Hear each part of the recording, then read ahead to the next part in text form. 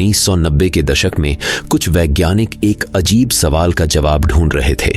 क्या ब्रह्मांड वास्तव में वैसा है जैसा हमें दिखाई देता है?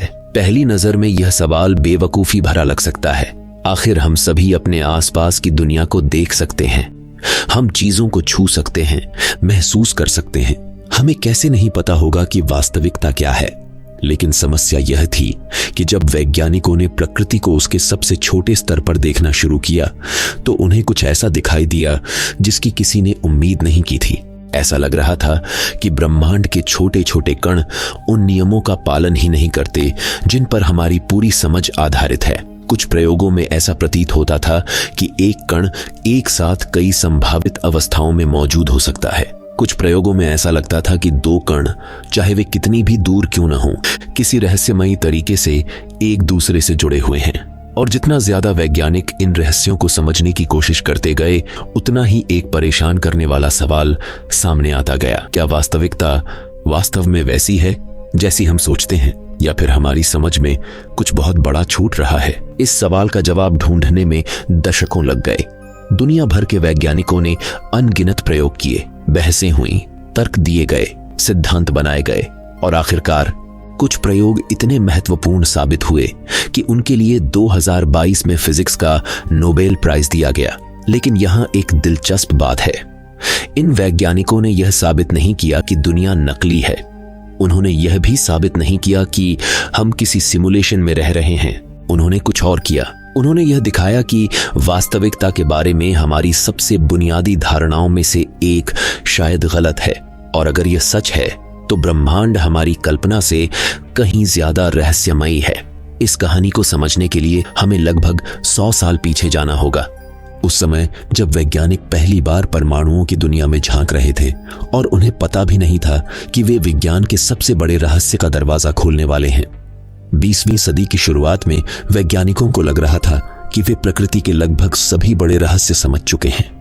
ग्रहों की गति, गुरुत्वाकर्षण और गति के नियमों ने ब्रह्मांड को समझना पहले से कहीं आसान बना दिया था। ऐसा लगता था कि अब विज्ञान के पास लगभग हर सवाल का जवाब है। लेकिन फिर वैज्ञानिकों ने अपना ध्यान एक ऐसी दुनिया की ओर मोड़ा जिसे इंसानी आंखें कभी सीधे नहीं देख सकती थीं, परमाणुओं और उनसे भी छोटे कणों की दुनिया। उन्हें उम्मीद थी कि वहां भी वही नियम काम करेंगे जिन्हें वे पहले से जानते थे। लेकिन जैसे जैसे प्रयोग आगे बढ़े, एक चौंकाने वाली सच्चाई सामने आने लगी। ऐसा लग रहा था कि प्रकृति के सबसे छोटे कण किसी एक रूप में रहना ही नहीं चाहते। कभी वे छोटे छोटे कणों की तरह व्यवहार करते थे, मानो वे किसी निश्चित स्थान पर मौजूद हों। लेकिन कुछ ही क्षण बाद वही कण तरंगों की तरह व्यवहार करने लगते, जैसे पानी की लहरें किसी सतह पर फैल रही हों। यह बात वैज्ञानिकों के लिए बेहद हैरान करने वाली थी। आखिर कोई चीज एक ही समय में कण भी कैसे हो सकती है और तरंग भी? इस सवाल का जवाब खोजने के लिए वैज्ञानिकों ने एक ऐसा प्रयोग किया जिसे आज विज्ञान के इतिहास के सबसे प्रसिद्ध प्रयोगों में गिना जाता है। इसका नाम था डबल स्लिट एक्सपेरिमेंट, और यहीं से शुरू हुई वह कहानी जिसने वास्तविकता को देखने का हमारा नजरिया हमेशा के लिए बदल दिया। सालों पहले वैज्ञानिकों ने प्रकाश को समझने के लिए एक सरल सा प्रयोग किया। उन्होंने एक दीवार में 2 पतली दरारें बनाई और उनके पीछे एक स्क्रीन रख दी। फिर उन्होंने प्रकाश को उन दरारों की ओर भेजा। यदि प्रकाश केवल छोटे छोटे कणों से बना होता तो स्क्रीन पर 2 चमकीली धारियां दिखाई देनी चाहिए थीं, लेकिन ऐसा नहीं हुआ। स्क्रीन पर कई चमकीली और अंधेरी धारियों का एक पैटर्न दिखाई दिया। यह वही पैटर्न था जो पानी की 2 लहरों के आपस में टकराने पर बनता है। इसका मतलब था कि प्रकाश केवल कण नहीं है, वह तरंग की तरह भी व्यवहार कर सकता है। यह खोज अपने आप में ही हैरान करने वाली थी, लेकिन असली रहस्य तब शुरू हुआ जब वैज्ञानिकों ने यही प्रयोग इलेक्ट्रॉनों के साथ किया। इलेक्ट्रॉन पदार्थ के मूलभूत कणों में से एक हैं। हर परमाणु के अंदर इलेक्ट्रॉन मौजूद होते हैं। वैज्ञानिकों को उम्मीद थी कि इलेक्ट्रॉन छोटे छोटे कणों की तरह व्यवहार करेंगे और स्क्रीन पर 2 स्पष्ट धारियां बनाएंगे। लेकिन जो हुआ उसने सभी को चौंका दिया। इलेक्ट्रॉनों ने भी वही पैटर्न बनाया जो तरंगें बनाती हैं, मानो हर इलेक्ट्रॉन दोनों दरारों से एक साथ गुजर रहा हो और खुद के साथ ही हस्तक्षेप कर रहा हो। यह बात समझ से परे थी। आखिर एक छोटा सा कण एक ही समय में दो रास्तों पर कैसे जा सकता है? वैज्ञानिकों ने सोचा कि शायद बड़ी संख्या में इलेक्ट्रॉन भेजने के कारण ऐसा हो रहा है। इसलिए उन्होंने प्रयोग को और कठिन बना दिया। इस बार इलेक्ट्रॉन एक एक करके भेजे गए। अब तो परिणाम बदल जाना चाहिए था, लेकिन नहीं। धीरे धीरे स्क्रीन पर फिर वही तरंगों वाला पैटर्न बनने लगा। ऐसा लग रहा था जैसे हर इलेक्ट्रॉन अपने आगे आने वाले रास्तों की सभी संभावनाओं को जांच रहा हो और फिर किसी तरह अंतिम परिणाम में योगदान दे रहा हो। यहां तक तो रहस्य था, लेकिन इसके बाद जो हुआ उसने स्थिति को और भी अजीब बना दिया। वैज्ञानिकों ने फैसला किया कि वे यह देखेंगे कि इलेक्ट्रॉन वास्तव में किस दरार से गुजर रहा है। उन्होंने दरारों के पास विशेष उपकरण लगाए ताकि इलेक्ट्रॉन का रास्ता रिकॉर्ड किया जा सके। अब उन्हें सच्चाई पता चल जानी चाहिए थी, लेकिन जैसे ही उन्होंने इलेक्ट्रॉन को देखने की कोशिश की, परिणाम पूरी तरह बदल गया। तरंगों वाला पैटर्न गायब हो गया। अब इलेक्ट्रॉन बिल्कुल सामान्य कणों की तरह व्यवहार कर रहे थे। ऐसा लग रहा था मानो इलेक्ट्रॉन को पता हो कि उसे देखा जा रहा है। बेशक इसका मतलब यह नहीं था कि इलेक्ट्रॉन सचमुच सोच सकता है या उसके पास चेतना है, लेकिन इतना स्पष्ट था कि केवल मापने की प्रक्रिया ही परिणाम को बदल रही थी। यहीं से विज्ञान के सामने एक नया सवाल खड़ा हुआ। क्या वास्तविकता पहले से तय होती है, या फिर कुछ चीजें तब तक निश्चित नहीं होती जब तक हम उन्हें माप न लें? यह सवाल इतना विचित्र था कि दुनिया के कई महान वैज्ञानिक भी इसे स्वीकार नहीं कर पा रहे थे, और उनमें सबसे प्रसिद्ध नाम था अल्बर्ट आइंस्टीन। आइंस्टीन को लगता था कि इस कहानी में कुछ न कुछ छिपा हुआ है। उन्हें विश्वास था कि प्रकृति इतनी अजीब नहीं हो सकती, लेकिन आने वाले वर्षों में उनकी यह धारणा विज्ञान की सबसे बड़ी बहसों में से एक बन गई, और इसी बहस ने अंततः वैज्ञानिकों को उस खोज तक पहुंचाया जिसके लिए एक दिन नोबेल पुरस्कार दिया जाने वाला था। जब क्वांटम सिद्धांत विकसित हो रहा था, तब दुनिया के कई वैज्ञानिक उसके परिणामों को स्वीकार करने लगे थे। प्रयोग बार बार यही दिखा रहे थे कि सूक्ष्म दुनिया हमारी सामान्य समझ से अलग तरीके से काम करती है।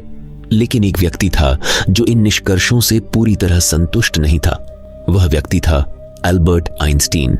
आज आइंस्टीन को इतिहास के सबसे महान वैज्ञानिकों में गिना जाता है। दिलचस्प बात यह है कि उन्होंने स्वयं क्वांटम सिद्धांत के विकास में महत्वपूर्ण योगदान दिया था, लेकिन जैसे जैसे यह सिद्धांत आगे बढ़ा, आइंस्टीन को उसमें एक बड़ी समस्या दिखाई देने लगी। क्वांटम यांत्रिकी कहती थी कि किसी कण के कुछ गुण तब तक निश्चित नहीं होते जब तक उन्हें मापा न जाए। दूसरे शब्दों में, प्रकृति संभावनाओं के आधार पर काम करती है। लेकिन आइंस्टीन को यह विचार पसंद नहीं था। उनका मानना था कि ब्रह्मांड में हर चीज का एक निश्चित कारण और एक निश्चित अवस्था होती है, चाहे हम उसे देख रहे हों या नहीं। इसी सोच को व्यक्त करते हुए उन्होंने एक प्रसिद्ध टिप्पणी की थी, भगवान पासा नहीं खेलता। आइंस्टीन का विश्वास था कि क्वांटम सिद्धांत अधूरा है। शायद कुछ ऐसी जानकारी मौजूद है जिसे हम अभी नहीं जानते। यदि वह छिपी हुई जानकारी मिल जाए तो सब कुछ फिर से समझ में आने लगेगा। लेकिन कुछ वैज्ञानिकों की राय अलग थी। उनका कहना था कि समस्या सिद्धांत में नहीं बल्कि हमारी सोच में है। शायद प्रकृति वास्तव में वैसी ही है जैसी क्वांटम सिद्धांत बता रहा है, भले ही वह हमारी सामान्य समझ के खिलाफ क्यों न हो। यह बहस वर्षों तक चलती रही। फिर 1935 में आइंस्टीन और उनके दो सहयोगियों ने एक विचार प्रयोग प्रस्तुत किया। इसका उद्देश्य यह दिखाना था कि क्वांटम सिद्धांत में कोई न कोई कमी जरूर है।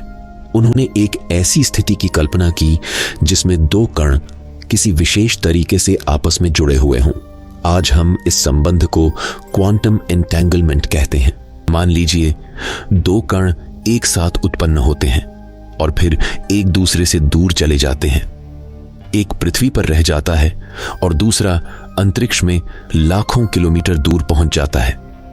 क्वांटम सिद्धांत के अनुसार ये दोनों कण एक अजीब संबंध बनाए रख सकते हैं। यदि आप पहले कण को मापते हैं तो दूसरे कण के बारे में भी तुरंत जानकारी मिल सकती है। यहीं पर आइंस्टीन को समस्या दिखाई दी। उन्होंने सोचा, यदि दोनों कण बहुत दूर हैं तो एक कण दूसरे को इतनी जल्दी सूचना कैसे भेज सकता है? आइंस्टीन के सापेक्षता सिद्धांत के अनुसार ब्रह्मांड में कोई भी सूचना प्रकाश की गति से तेज नहीं जा सकती। फिर यह कैसे संभव था? आइंस्टीन ने इस विचार को spooky action at a distance, यानी दूरी पर होने वाली रहस्यमयी क्रिया कहा। उन्हें विश्वास था कि यह क्वांटम सिद्धांत की कमजोरी है। उनके अनुसार दोनों कणों के गुण पहले से तय होने चाहिए। हमें केवल उनकी छिपी हुई जानकारी दिखाई नहीं दे रही थी। कई वैज्ञानिकों को भी यही बात तर्कसंगत लगती थी। आखिर प्रकृति में कोई रहस्यमयी जादू तो नहीं हो सकता था। लेकिन समस्या यह थी कि किसी के पास यह साबित करने का तरीका नहीं था कि आइंस्टीन सही थे या क्वांटम सिद्धांत। दशकों तक यह केवल एक दार्शनिक बहस बनी रही। ऐसा लग रहा था कि शायद इसका जवाब कभी नहीं मिल पाएगा। लेकिन फिर 1964 में एक वैज्ञानिक ने इस बहस को हमेशा के लिए बदल दिया। उसका नाम था जॉन बेल। बेल ने एक ऐसा गणितीय तरीका खोजा जो पहली बार यह जांच सकता था कि आइंस्टीन सही थे या क्वांटम यांत्रिकी। अब यह केवल विचारों की लड़ाई नहीं रहने वाली थी, अब प्रयोग किए जा सकते थे। अब वास्तविकता खुद अपना जवाब देने वाली थी। और यही वह क्षण था जिसने विज्ञान को उस रास्ते पर डाल दिया जो कई दशकों बाद नोबेल पुरस्कार तक पहुंचने वाला था। 1964 में जॉन बेल ने एक ऐसा विचार प्रस्तुत किया जिसने दशकों पुरानी बहस को विज्ञान की प्रयोगशाला तक पहुंचा दिया। बेल ने कहा कि यदि आइंस्टीन सही हैं और कणों के गुण पहले से ही तय होते हैं तो प्रयोगों में एक विशेष प्रकार का परिणाम दिखाई देना चाहिए। लेकिन यदि क्वांटम यांत्रिकी सही है तो परिणाम अलग होंगे। पहली बार वैज्ञानिकों के पास एक ऐसा तरीका था जिससे वे यह जांच सकते थे कि वास्तविकता वास्तव में कैसे काम करती है। यह विचार आगे चलकर बेल्स थ्योरम के नाम से प्रसिद्ध हुआ। अब सवाल केवल यह था कि क्या तकनीक इतनी विकसित हो चुकी है कि इन भविष्यवाणियों को परखा जा सके। अगले कई वर्षों तक वैज्ञानिक इस चुनौती पर काम करते रहे। प्रयोग बेहद कठिन थे क्योंकि उन्हें ऐसे कणों की आवश्यकता थी जो एक दूसरे के साथ क्वांटम एंटेंगलमेंट में हों। फिर धीरे धीरे तकनीक बेहतर हुई और प्रयोग शुरू हुए।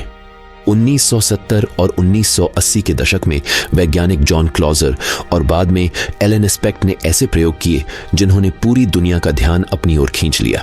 इन प्रयोगों में एंटैंगल्ड कणों को अलग अलग दिशाओं में भेजा गया। फिर दोनों कणों के गुणों को स्वतंत्र रूप से मापा गया। यदि आइंस्टीन का विचार सही होता तो परिणाम एक निश्चित सीमा के भीतर रहने चाहिए थे। लेकिन जब डेटा सामने आया तो वैज्ञानिक हैरान रह गए। बार बार परिणाम क्वांटम यांत्रिकी के पक्ष में जा रहे थे। ऐसा लग रहा था कि प्रकृति आइंस्टीन के अनुमान का समर्थन नहीं कर रही। यहाँ एक बात समझना बहुत जरूरी है।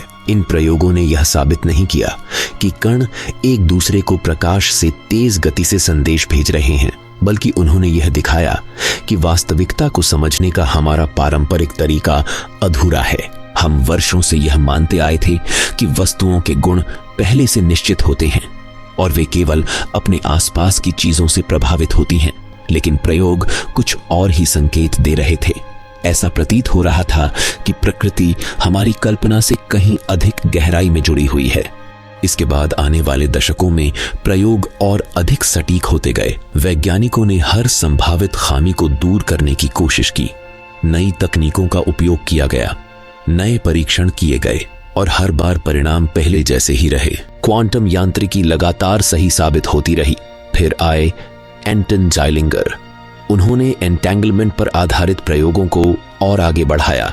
उनके कार्य ने न केवल क्वांटम सिद्धांत की पुष्टि की बल्कि भविष्य की तकनीकों के लिए भी रास्ता खोला। आज क्वांटम संचार, क्वांटम क्रिप्टोग्राफी और क्वांटम कंप्यूटिंग जैसी तकनीकों की नींव इन्हीं खोजों पर आधारित है।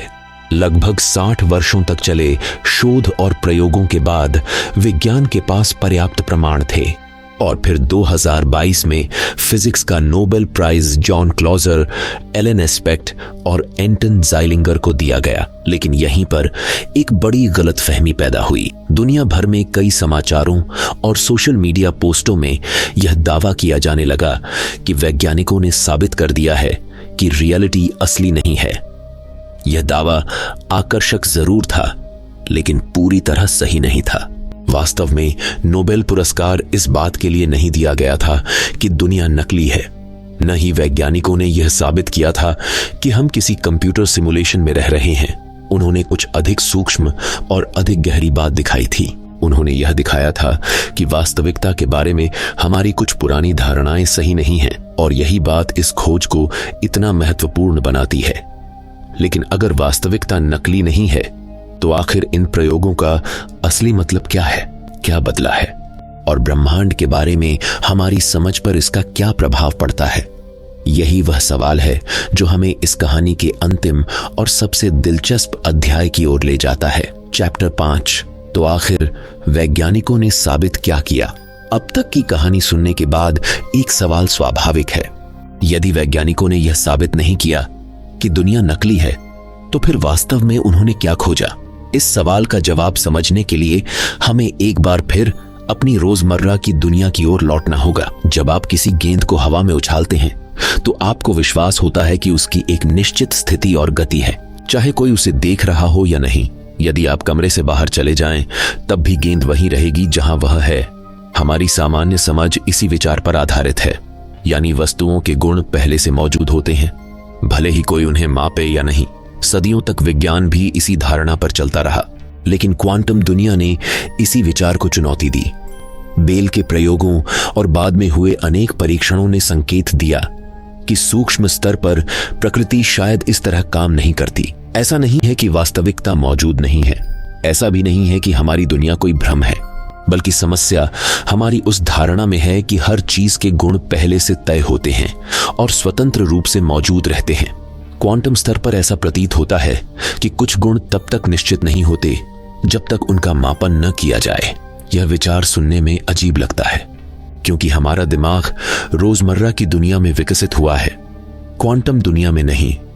हम उन वस्तुओं के आदी हैं जिन्हें हम देख सकते हैं, छू सकते हैं और महसूस कर सकते हैं, लेकिन परमाणुओं और उपपरमाण्विक कणों की दुनिया में प्रकृति के नियम अलग दिखाई देते हैं। यही कारण है कि कई वैज्ञानिक कहते हैं कि क्वांटम यांत्रिकी केवल कठिन नहीं है, बल्कि हमारी सहज समझ के विपरीत है। इस खोज का एक और महत्वपूर्ण पहलू है एंटेंगलमेंट। हमें यह बताता है कि ब्रह्मांड के कुछ हिस्से हमारी कल्पना से कहीं अधिक गहराई से जुड़े हो सकते हैं। दो कण लाखों किलोमीटर दूर होने पर भी एक ऐसी व्यवस्था का हिस्सा बने रह सकते हैं जिसे अलग अलग समझना आसान नहीं है। यह विचार इतना असाधारण है कि जब इसे पहली बार प्रस्तावित किया गया था तब स्वयं आइंस्टीन को इस पर विश्वास नहीं हुआ था, लेकिन आज यही एंटेंगलमेंट आधुनिक विज्ञान की सबसे महत्वपूर्ण अवधारणाओं में से एक बन चुकी है। यहीं से भविष्य की कुछ सबसे शक्तिशाली तकनीकों का जन्म हो रहा है। क्वांटम कंप्यूटर, जिन पर दुनिया की बड़ी टेक कंपनियां अरबों डॉलर खर्च कर रही हैं, इसी सिद्धांत का उपयोग करते हैं। क्वांटम संचार ऐसी प्रणालियां विकसित करने का प्रयास कर रहा है जिन्हें हैक करना लगभग असंभव हो सकता है, और वैज्ञानिक अभी भी यह समझने की कोशिश कर रहे हैं कि क्वांटम दुनिया हमें ब्रह्मांड के बारे में और क्या बता सकती है। लेकिन शायद सबसे रोचक बात यह है कि इतने वर्षों के शोध के बाद भी हमारे पास सभी उत्तर नहीं है।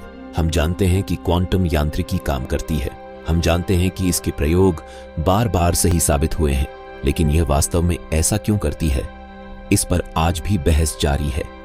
कुछ वैज्ञानिक मल्टीवर्स की संभावना पर विचार करते हैं, कुछ मानते हैं कि वास्तविकता के बारे में हमारी समझ अभी अधूरी है, और कुछ का मानना है कि भविष्य में कोई नया सिद्धांत सामने आ सकता है जो इस पूरी तस्वीर को और स्पष्ट कर देगा। यही विज्ञान की खूबसूरती है, हर उत्तर एक नए प्रश्न को जन्म देता है।